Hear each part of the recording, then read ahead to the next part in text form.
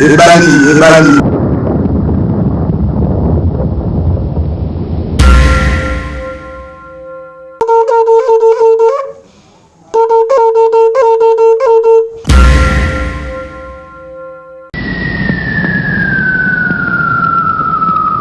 Et oui, bonjour à tous, bienvenue encore une fois de plus avec celui qu'on appelle Tonton Mouna, autrement et appelé Enoch Sapouvi. J'aime bien me présenter comme ça, Enoch Sampou, autrement appelé Tonton Mouna. Ensemble, nous allons développer, nous allons analyser, nous allons parler de ces problématiques, problèmes qui rongent un peu notre pays, notre très beau, cher pays, le Congo. Il y a tant de choses, il faut qu'on se les dise. En tout cas, c'est votre émission M2H, une émission qui est à vous, en tout cas, les internautes. D'abord, je vous dirais d'abord de vous abonner massivement, énormément dans cette très belle chaîne Recam TV.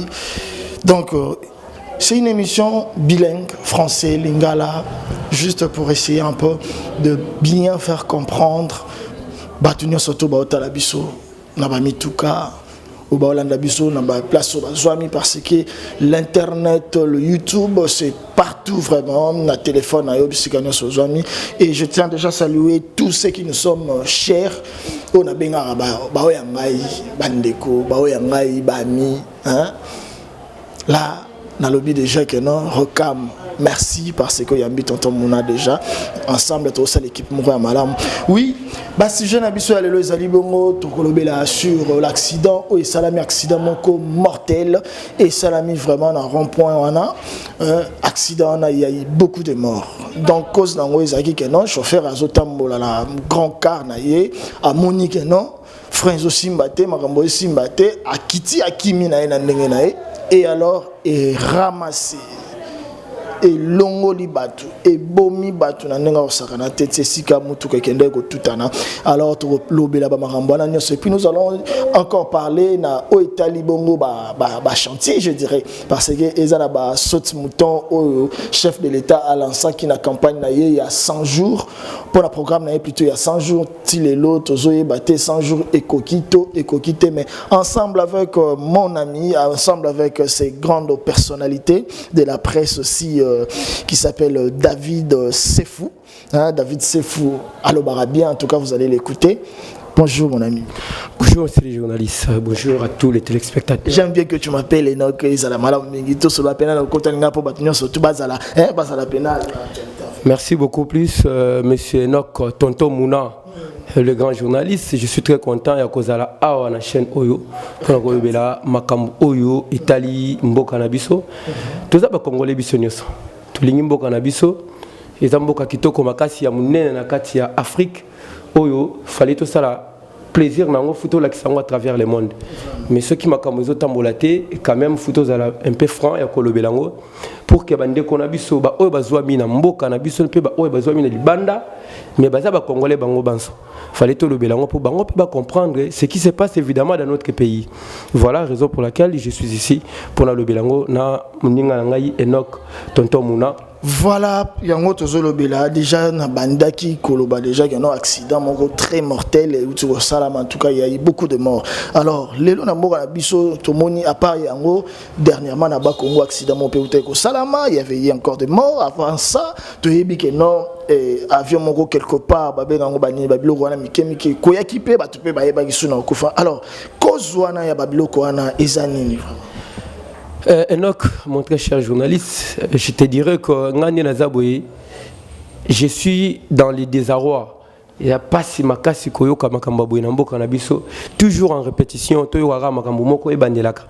Barcidan année passée za kebele, année oyo mususu ebele et zo bomara ba compatriotes. Franchement, tout ça un problème de la démographie. Mboka na biso za besoin de peuple, pays est vide. Tout ça la faute revient aux autorités. Pourquoi est-ce que j'ai dit ça? Parce qu'il fallait tout ça là, le cas qui n'a contrôle technique. Il fallait talami tuka oyo et koki susuko circuler te na mboka. Tala li kamuneti ya ba frein. Ceux qui mutukane les gars na contrôle technique. bambongo bimaki belé banda ko benga batuna limité ba kende ba sala contrôle technique ce qui évidemment que babimisa ki pena mbongo belé pour na oleka na contrôle technique ce qui leka na contrôle technique mbele bato bazo kufata donc contrôle technique na mbongo na biso ça maki bien té tala mutu kaneti wana ya ba chinois. Les Chinois ba pesa bango responsabilité ya kotonga pe ko bongisa na mboka na biso ba uti na mabanga wana eza mabete ba ye nango mais comment est-ce que mutuka en pleine vitesse et aussi la frein c'est que ba landela ki ngona nuté avant ba longwa et puis place ba koma ki wana place mususu funa lobela pe ba konzina biso que fallait quand même bo pekisa kata ba maman o ba teka kala banzela ils ont désordre bien organisé déjà au sommet de l'état bazo teka place wana ya triangle to ebi yango bien biso banso na triangle wana uti campus ozokende monga fula na armée ceux qui te lobby boyer quelque part ozopesa nanu l'état wana faute ozopesa ye tort mais l'état wana kaka tango azotinda batu babengana bato bazoteka na babisika wana bozoloba isusu l'état wana aza mabe mama maraîchère batu alesaka bana na mombongo wana boye na boye sko lelo bozo accuser lisusu l'état ke yende atiki lisusu ba mama au juste bozolinga l'état esala nini. Monsieur le journaliste, vous devez savoir une chose, c'est que tout doit être organisé. Dans quel sens? Vous chassez les mamans parce qu'elles vendent dans un coin. Mais pour les ramener où? Il fallait commencer par construire un marché quelque part. Non, net si le accident on a n'engagé ça. S'il te plaît, je vais arriver. Ce qui n'a nous pas bengana qui bango. Ce qui n'a nous pas bengana qui bango. Et l'inga qui zale lo morobo. Accident na l'inga qui bomba batu n'engagé bomba. Nazo koma. Yo lobby ke ba bisoto to kondana ka l'état pozo bengana ba maman place bazoteka. Ko bengana bango eza mabe makasi. Parce que ozo bengana bango pour mema bango wapi. Ko bengana ba maman elinge lo baboyi. Na bongi si place. Azo bengana bango pona abatela ba vila ba. Ko batela bango to boyité l'état des fois batela l'état ne mo batela na biso. Mais pona yango erozo ebisa bango ke boteka lisusu awate. Ça dit que zana esika oyo bongi si pona bango. Olobi ke ngai na tongi yango mona mbidie na biso so matate. Ba maman wana baza censé ya kofuta mbongo ya mpaku, mbongo na bango ya ba taxe, mbongo pe oyo bate ba sombo ba bugumese batindaka bato pona kozwa. Bafuta ba mbongo wana kendaka wapi? Mais soki ezaki na wenze moko l'état tongaki pona bango. Atindi bango no sotukuna na kati. To pesa exemple ya wenze ya matete, ya liberté ou grand marché et puis Gambela. Ce que tongi eloko moko boye wenze moko pembeni, otindi bango no sotukuna na kati. Bakozala suna balabala te. Vous comprenez? Donc l'état na biso azana ba biloko mususu ba faille moko oyo biso tozo tolérer yango en tant que toko sala nini parce que ezambo na biso futo landela bango na malembe ti ba bongisa. Mais toko lobela kango kaka. Parce que bazo sala makambo oyo zo sepelisa peuple te. Fallait ba sala makambo na ndenge peuple alingi. David Sefou mais là moi soyi mais là pe moi pema o pema pe mukie. Vous comprenez papa? Donc problème ezala ki que non accident salami bato ba kufi. Ngolobi que non l'état bimisaka mbongo ibele pour que ba mituka wana nyonso to eleka na ba contrôle. Parce que mutuka wana ezali ya ba chinois zo bongisa nzela.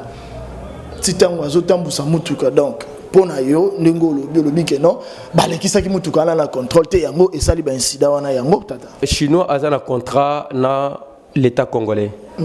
Ya kinamboka pona ko bongisa banzela na biso. Eza mabete.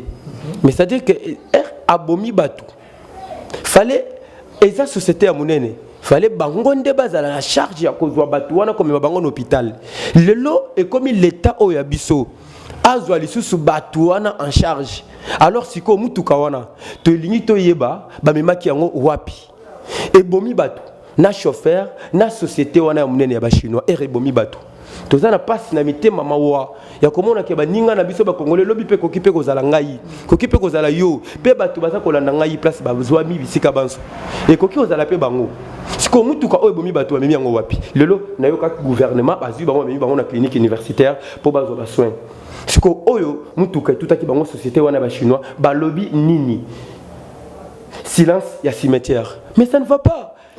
Ça ne va pas. C'est comme ça que nous allons diriger ces pays. Normalement, il fallait que l'État n'abuse et l'andela les sous-compagnies. Oui. Et je vous dis, dans une société bien organisée, il fallait commencer par interpeller les propriétaires de ces véhicules et qu'ils viennent.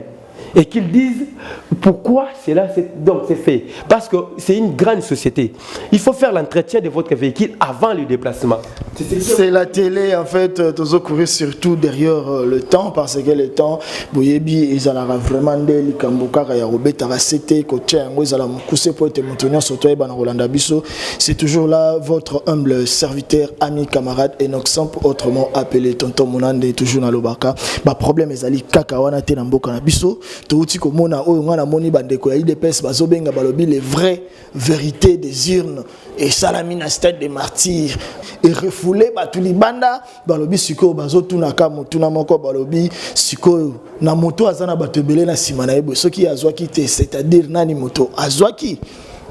Naïb Saka Batebele que tous à la fanatique qui a battuté, parce que Batu Bakoleka, Mobutu Aleka, Lumumba, Oyazuela Bisso indépendance, Aleka, Batebele, Bamuse Baleka. Et le Kabila où tu connais Kapia Tiki Biso, tous à la fanatique qui a battu, tous à la fanatique de Yamboka. Le Congo est notre mère, la RDC est notre mère. Ce qui est l'autre, tous à la fanatique Nassima Yabatu, Eza Malamute, Eza Bosolote. Toyebi Biso Banso que le président Félix Tshisekedi a un accord, et sur base d'un accord qu'il est aujourd'hui président de la République. Oui, récemment, c'était l'anniversaire pour fêter les 38 ans de leur existence. Vous comprenez? Les gens savent bien aggraver l'animosité et palabrer, dire de n'importe quoi. Surtout notre parti. Mais quand on éclaircit, gauche, droite, Omoni Namboka na biso batu surtout parti na biso ya munene ngala benga ngo parti ya munene parce que est formé ba grand politicien na mboka na biso IDPS na linga ngo makasi na banda ko linga ngo il faut que je rectifie quand même tata na biso Etienne Tshisekedi azalaki en vie avant même to kende na Genève na banda ko linga IDPS mais buzoba oyo permettez-moi je dis bien parce que j'assume tout ce que j'ai dit. Les Andé Bouzoba, Oyo Bango Basalaki, Kokende Kosala Alliance, n'a parti Oyo le ruiné Bango, Oyo Baby sa venir Yamboka. Yabatu Oyo Basalaka 18 ans, ça pour autant, Basale le Koyamalam ou Yamalonga Namboka Nabiso, le lobby se commis qu'au souffrir. Mais dire que c'était la vérité des urnes, mais ça c'est de la pire folie. Là, il faut le dire. C'est de la pire folie. Parce que la vérité des urnes devrait être manifesté lorsqu'on voyait Martin Fayoulou, quand il appelait les gens, venez à Sainte-Thérèse, et les gens venaient. Il a fait la tournée, il est arrivé à Matadi, il est arrivé à Lubumbashi, il est allé à l'Est et à Beni. On a vu qui a été élu réellement.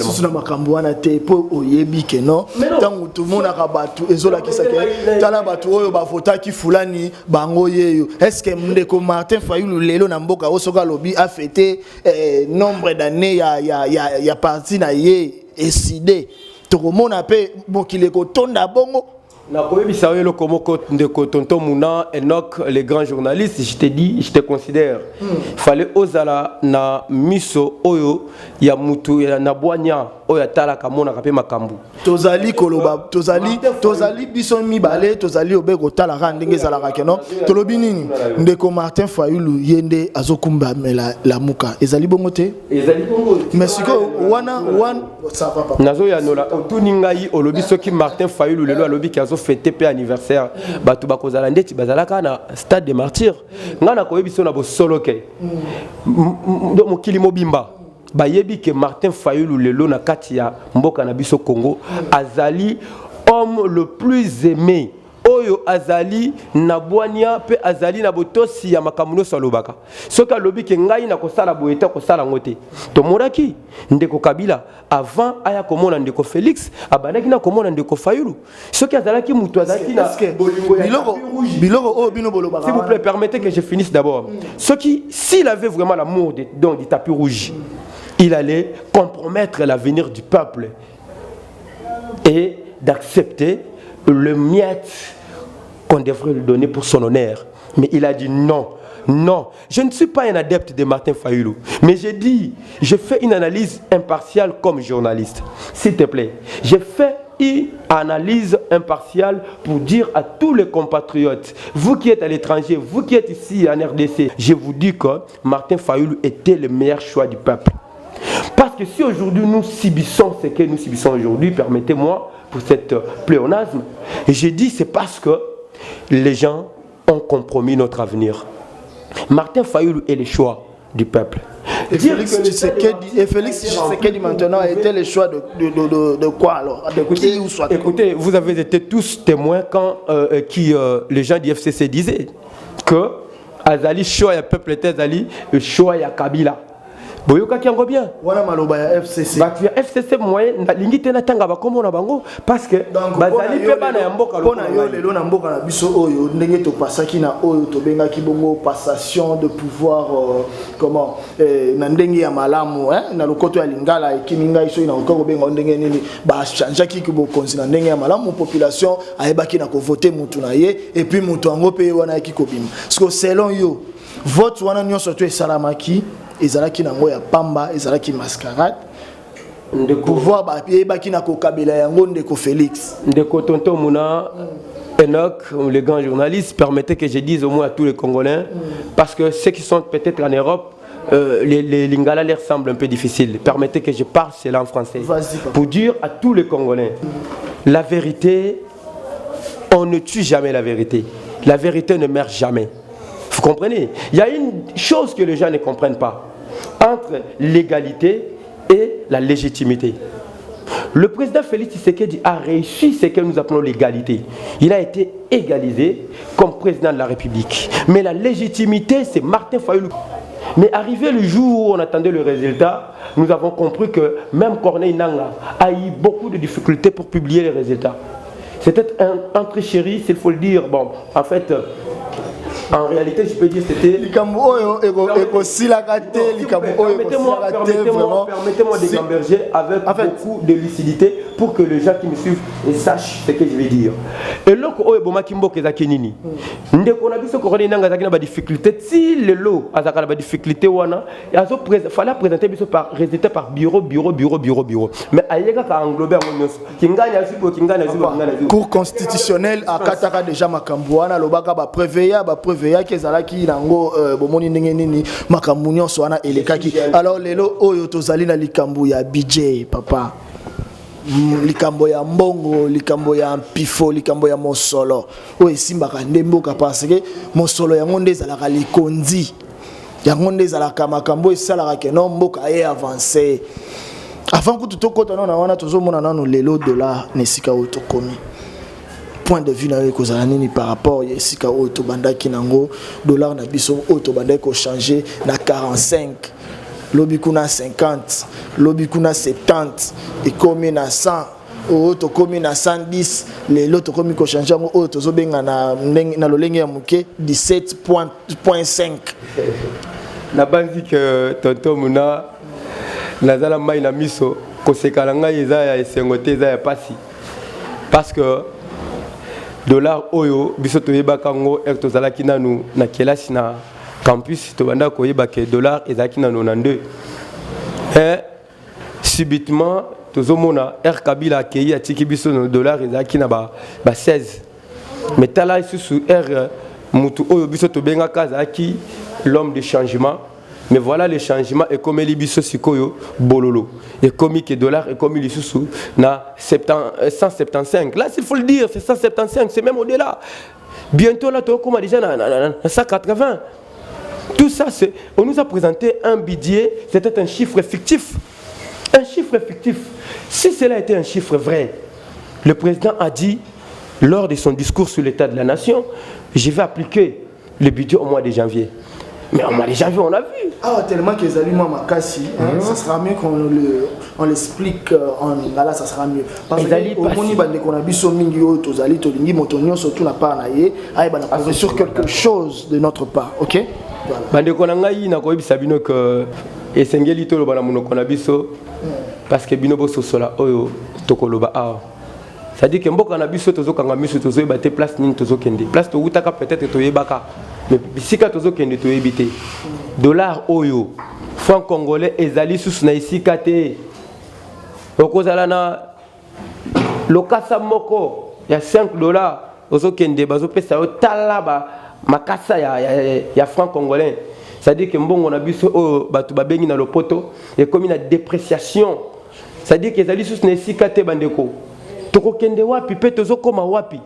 Balaki biso budget awa biso tout sepela ki tobi to comme jusqu'à la 10 milliards alors que Kabila ndeko Kabila tika ki biso na ba 4 milliards to bana kongulumana ndeko matata pono ndenge bakendaka ba changer biso ba ministre ba premier ministre o baye ba Sami Badi banga ba Bruno mais tozalaka na ba 4 milliards mais président na biso ya sikaye sali même pambula moko to comme déjà na 10 milliards tozalaka na sengo makasi mais ezoleke la biso parce que ba décision surtout à Lobaki fallait appliquer ngona moi ya liboso ya mbula oyo tozobanda tala mbula yango to bandi to comme déjà na moi mibale komi aussi là à quoi appliquer bidongo wapi et quand tala siko passe na mitema ya batu ba congolais oyo bakotaka na misala ti lelo ba futa mité passe yezo matase ko matala mitema ya batu tala siko sika to komi siko biso to fanda kaka to kaka miloko non nous sommes des jeunes s'il vous plaît to za bilenge nde balobi te azalinde avenir ya mboka siko bilenge ngo to fanda kaka to kaka miloko na biso to fanda kimia non ezo sala biso passe yo lingi olobanini na lobi que mokonzi ya mboka yo ozali mokonzi oyo ozali sika oyo ozali ne bonga soki ke batu balobi que oyaki na vérité désir n'était oyaki na normalité te oyaki na lolenge oyo oyaki parce que biso to sepela ki to mona président oyo autre que Kabila accueilli est accueilli à solo sera accueilli à solo to lingi to mona nde mbongwana oyo olaka ki biso tozana posa na yango to mona yango parce que parti politique oyo ya bino ba benyango IDPS balobi que le peuple est d'abord mais le peuple doit être au centre lokola parti politique oyo et lobby que le peuple est d'abord mais ces slogans là et quand tu as la slogan tu tout le monde en peut comme réalité le peuple d'abord il y a moi monique non il y a un changement il y a des choses à gratuité de quoi là les locaux mutuno surtout c'était là nango mandaka oui simbi déjà la place télé koti yolanda kité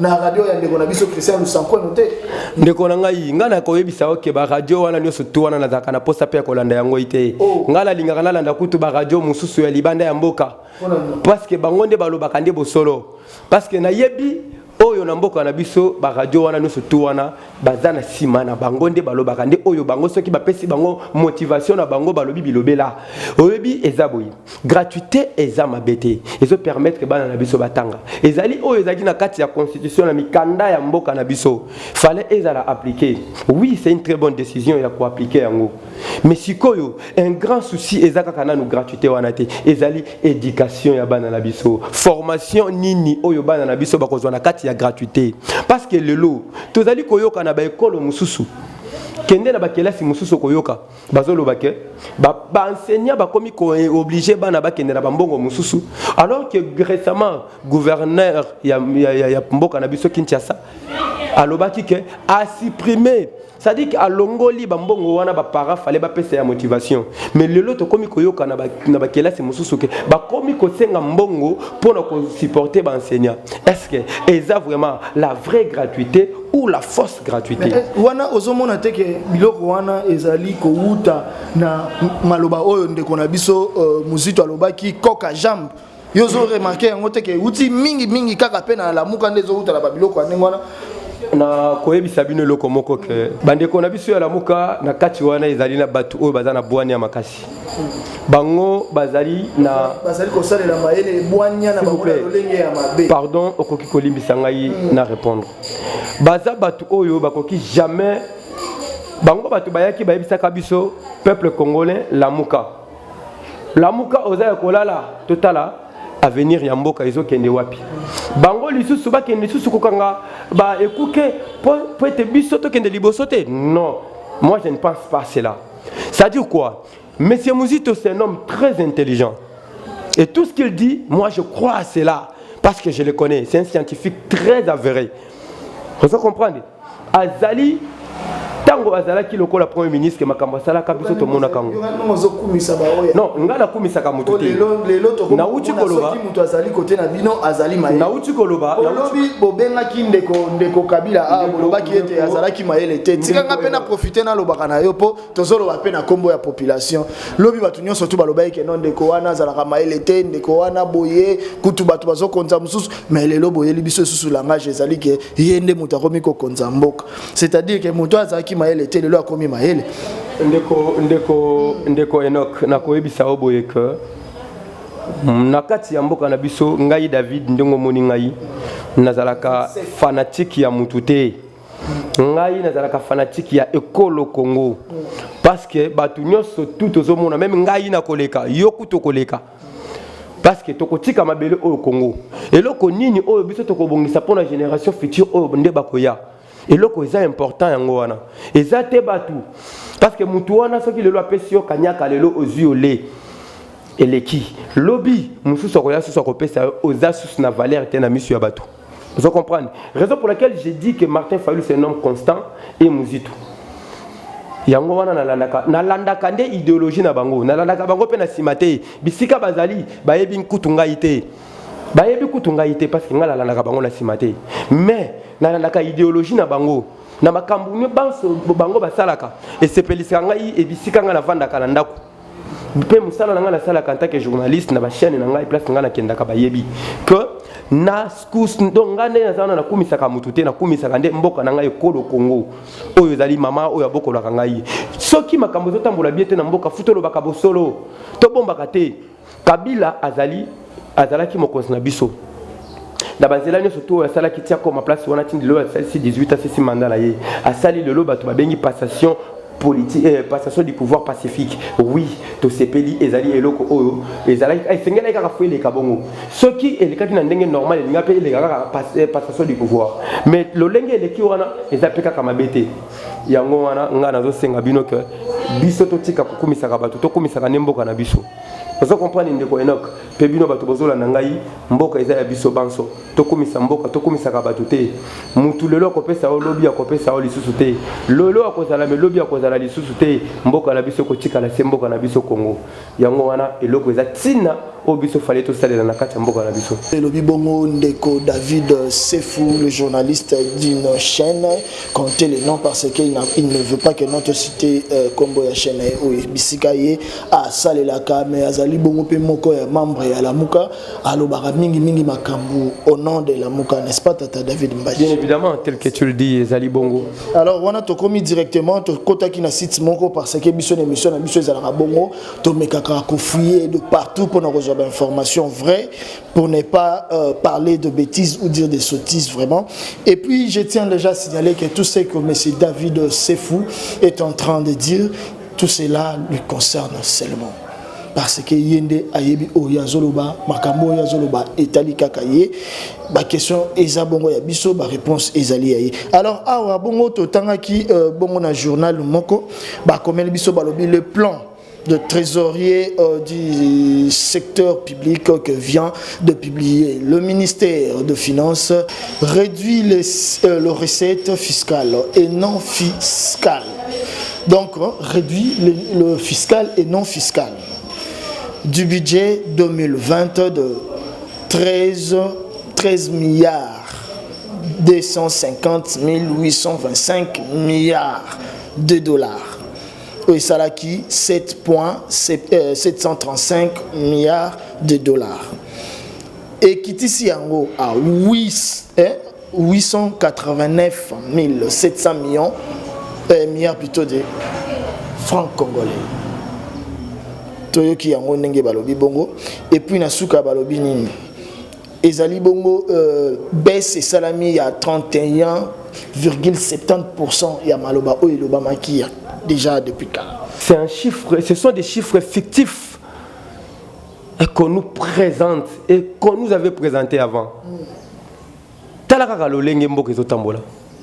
Yebisanga yi chiffre ya liboso ba pesi. Ba eko réduire ngo herba sali réduction wana. Ba lingi ko lobani ni explication ni ba pesi ke yi wapi. Réduction ngo. Au pesi biso chiffre ya liboso pour na budget na biso ya mboka. bolobi ezali lolenge boye. Boye lisusu bolobi non ekiti lisusu na lolenge boye.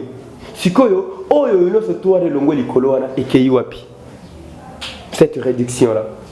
C'est ce que nous qualifions, nous disons que c'est le désordre bien organisé au sommet de l'État et qui mérite être débrayé, s'il faut effacer, que nous puissions avoir des hommes capables de diriger ce pays.